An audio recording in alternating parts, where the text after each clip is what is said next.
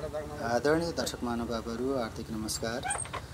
आज हामी गैंडाकोट 10 पितौंडी स्थित श्री सिद्धिदात्री दुर्गा मन्दिर परिसरमा आइपुगेका छौँ।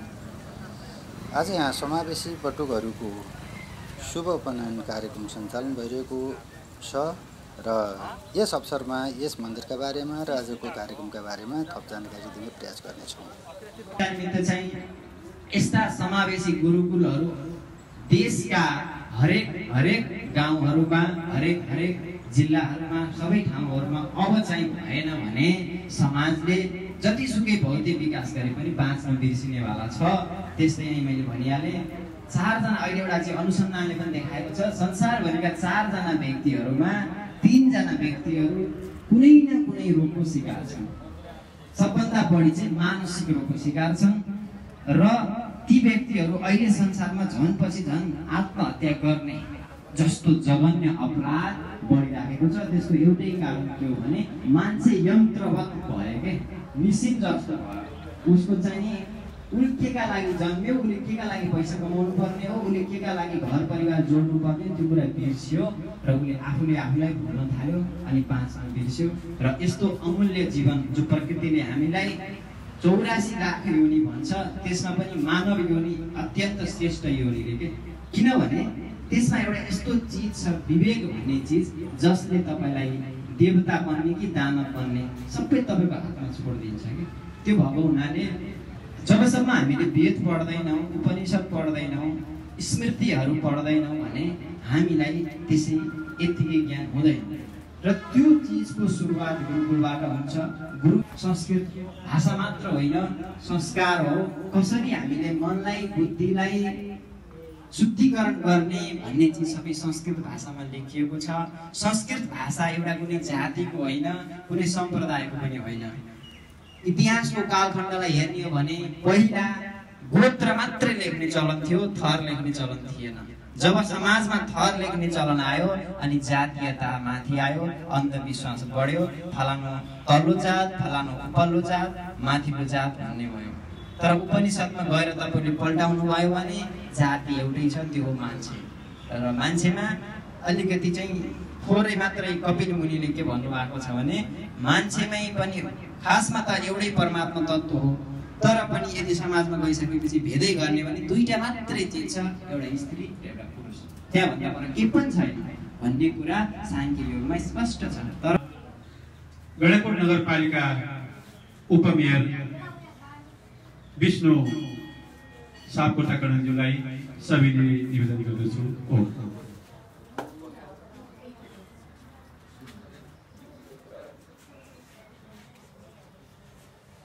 धन्यवाद गुरु। आजको यो सामूहिक व्रतबन्ध कार्यक्रम, यसको यो औपचारिक सत्रको अध्यक्षता गर्नुभएका यसै मन्दिर व्यवस्थापन समितिका अध्यक्षज्यू, कार्यक्रममा विशिष्ट अतिथिको आसन ग्रहण गर्नुहुने दाङबाट पाल्नुभएका श्रद्धेय गुरुज्यू, त्यसै गरी वडाध्यक्षज्यूहरू र सम्पूर्ण सङ्घ संस्था विभिन्न स्थानको प्रतिनिधित्व गर्दै उपस्थित रहनुहुने सम्पूर्ण श्रद्धेय महानुभावहरू, सम्पूर्ण प्रिय दिदीबहिनीहरू, दाजुभाइहरू र आज यो उदयको कार्यमा सरिक रहनुहुने साना बटुक बाबुहरू र गुरु पुरोहितहरू, आज यो अत्यन्त खुसी लागेको दिन मलाई लागिरहेको छ। वास्तवमा गुरुकुल स्थापना भएको छ यहाँ भर्खरै।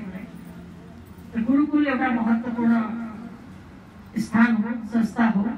यसलाई संरक्षण गरेर, यसलाई प्रश्रय दिएर अगाडि बढाउन हामी सबैको उत्तरदायित्व रहन्छ।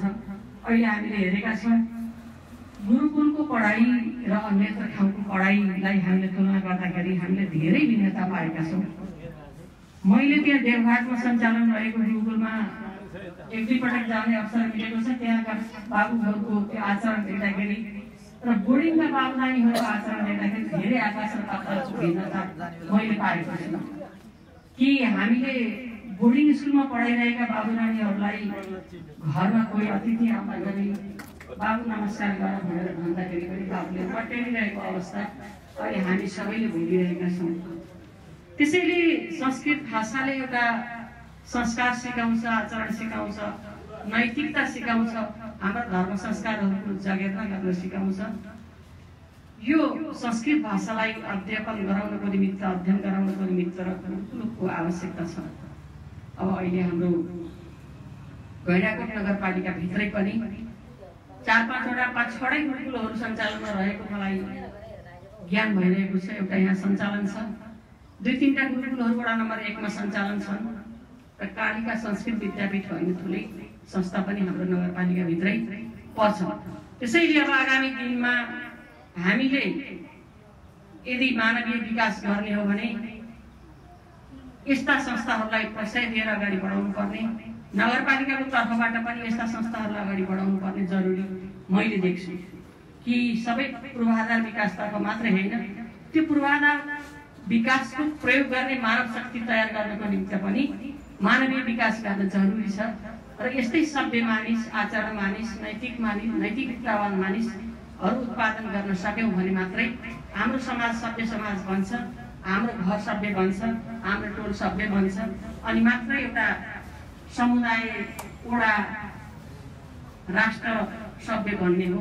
र नेतृत्वमा जाने मान्छे पनि त्यही खालको सभ्यता सिकेर गएको मान्छे हुन्छ, जसले गर्दा जो गए पनि नेतृत्वमा कुनै पनि किसिमको फरक पर्ने छैन। कर्मयोगी बालबालिका उत्पादन गर्नको लागि राम्रो शिक्षा दिनु अत्यन्त आवश्यक छ। त्यसै मनसाले नै आज हामी शैक्षिक सामग्री वितरण गर्छौँ र शैक्षिक सामग्री वितरण गर्नको लागि चाहिँ आजको प्रमुख आदरणीय दिदी विष्णु कुमारी कडेल र हाम्रो वार्ड नम्बर 10 का वडा अध्यक्ष वडा नम्बर 10 का वडा अध्यक्ष लगायत सम्पूर्ण अतिथिज्यूहरूलाई चाहिँ हस्तान्तरण गरिदिनु हुन चाहिँ विनम्र अनुरोध गर्दछु।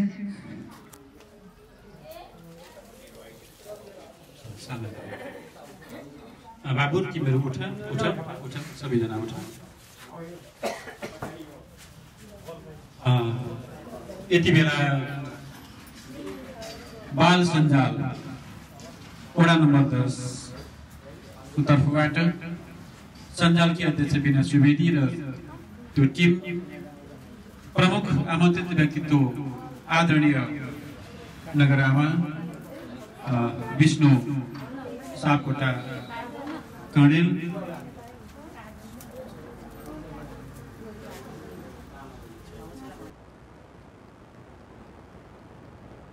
बाल सञ्जाल वडा नम्बर 10 लाई यस आश्रमको तर्फबाट यहाँहरूको चिन्तन, यो सोच निरन्तर यसरी अगाडि बढेर गइराखोस् र यहाँ रहेका समावेशी बटुकोटको भविष्यको लागि जुन प्रयत्न आज गुरु पूर्णिमाका दिन यहाँले गर्नुभएको छ,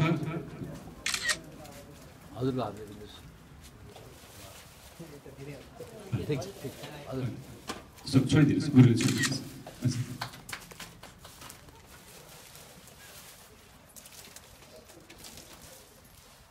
यस प्रकार यहाँले देखिरहनु भएको छ बाल क्लब र यो बाल क्लबले अन्य क्लबहरूलाई पनि गिज्याइरहेको भास हामीले गरिरहेका छौँ। ठुला सामाजिक संस्थाहरूलाई पनि बाल क्लबले केही सन्देश दिन खोजिरहेको पनि हामीले देखिरहेका छौँ। यहाँ बच्चाहरूको खुसीको लागि, उनीहरूको अभ्यासका लागि धेरै महत्त्वपूर्ण सामग्रीहरू उपलब्ध भइरहेका छन्। अर्को बाबु आमा सब ठिकै छ, यहीँ हुन्छ। यहाँहरू सबैलाई पुनः एकपटक भोलि धन्यवाद ज्ञापन गर्दै म धन्यवाद सहित कार्यक्रम समापन भएको घोषणा गरिदिनुको लागि आजका अध्यक्ष एवं यस आश्रमका अध्यक्ष श्री मनोहरी कणेल ज्यूलाई हार्दिक अनुरोध गर्दछु र सबैजना प्रसाद ग्रहण गरेर मात्रै यहाँबाट प्रस्थान गर्नुहुनेछ।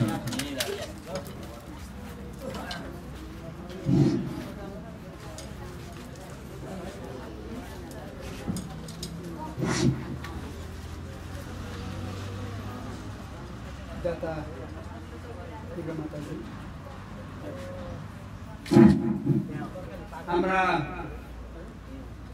शम्भु कैलाशपति शिव भगवान र आजका आश्रम प्रमुखज्यू र मुख्य अतिथिज्यू र हाम्रा यस नाथ सम्प्रदायका विशिष्ट गुरु र सबैलाई सम्बोधन गर्नुभन्दा म एकैचोटि शास्त्रमा धन्यवाद गर्दछु।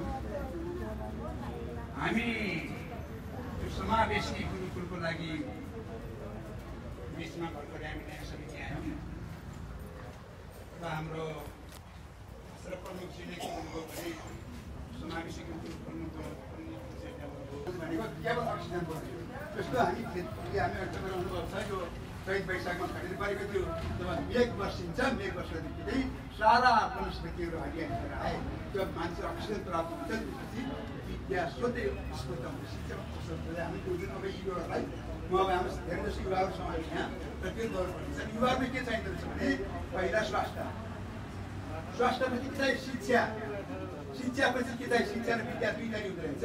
शिक्षा भनेको बिजुलीको प्रकाश, विद्या भनेको सूर्यको प्रकाश।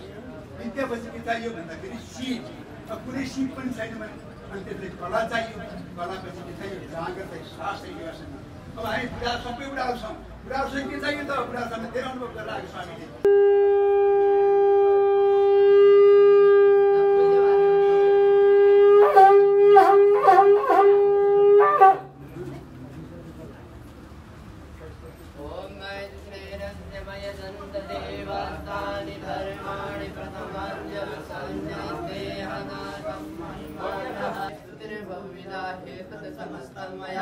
संकल्पेन समर्पितं तव विभो पूजा गृहाण प्रभो आत्मानं गिरिजावती सहस्रा प्राण शरीरं पूजाते विषयो भोगरचना निद्रा समाधि स्थिति संसार पदयो प्रदक्षिण विधि सूत्राणि सर्वागिरो यद् यद् कर्म करोमि तद्वदखिलं शम्भो तवाराधनं करचरणकृतं वा कायजं कर्मजं वा श्रवणनयनजं वा मानसं वा पराधम् विहितमवितं वा सर्वमेतत्क्षमस्व जय जय करुणाब्धे श्री महादेव शम्भो इमानि पुष्पाणि मनोहराणि सुरासुराणामपि दुर्लभानि कल्पद्रुमाणि द्रुमदानि तानि पुष्पाञ्जलिर्मे सुधाय नित्यं कायेन वाचा मनसेन्द्रियैर्वा बुद्ध्यात्मना वा स्वभावात् करोमि यद् यद् सकलं परस्मै नारायणायेति समर्पयामः। समर्पयामि। बोलिए सिद्धिदाता गणेश भगवान को, नारायण भगवान को, भगवान को। राजा मुकुन्द सेनको दरबार अथवा राजा मुकुन्द सेनले शक्तिको पूजा गरेको ठाउँ, सिद्धिदात्री भगवतीको आराधना गरेको यो क्षेत्र रूपमा पनि यसलाई जानिन्छ। र यही क्रममा यति बेला हामीले राष्ट्रगुरुले जुन सत्सङ्कल्प गर्नुभएको थियो, जसले यो देशको माटोलाई पैतालाले नापेर माटोको चन्दन लगाउँदै अगाडि बढ्नुभएको थियो, उहाँले जुन अभियान 50औं वर्ष अगाडि सुरुवात गर्नुभयो कि हामी सबै जातिहरू मानव जाति हौँ, मानव जाति सिवाय अर्को कुनै जात छैन र हामी सबै समान छौँ, अवसर सबैले समान रूपमा पाउनुपर्छ, के महिला के पुरुष के विभिन्न जात, यो धारणाका उहाँले जुन अभियान चलाउनु भयो त्यही अभियान अन्तर्गत नै हामीले राष्ट्रगुरुको त्यो सत्सङ्कल्प पुरा गर्नको लागि यहाँ यति बेला समावेशी संस्कृत गुरुकुल आरम्भ गरेका छौँ र हाल हाम्रो यो संस्कृत गुरुकुलममा 9 जना समावेशी बटुकहरू अध्ययन गरिरहनु भएको अवस्था छ।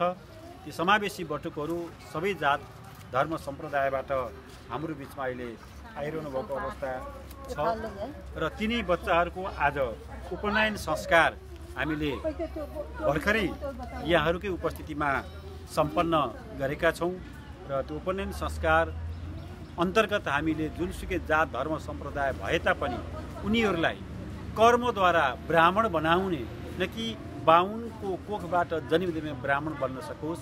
ब्राह्मण बन्नको लागि हाम्रो ऋषि परम्परा पनि के देखिन्छ भन्दा व्रतबन्ध गरेर जब उसलाई पठाइन्छ 25 वर्षपछि उमेरपछि जब ऊ फर्केर शिक्षा पुरा गरेर आउँछ अनि 5-7 जना ब्राह्मणहरू बसेर उसँग अन्तर्वार्ता लिइसकेपछि त्यो बाहुनको छोरालाई त्यसपछि मात्र ब्राह्मण भनेर घोषणा गरिरहेछ।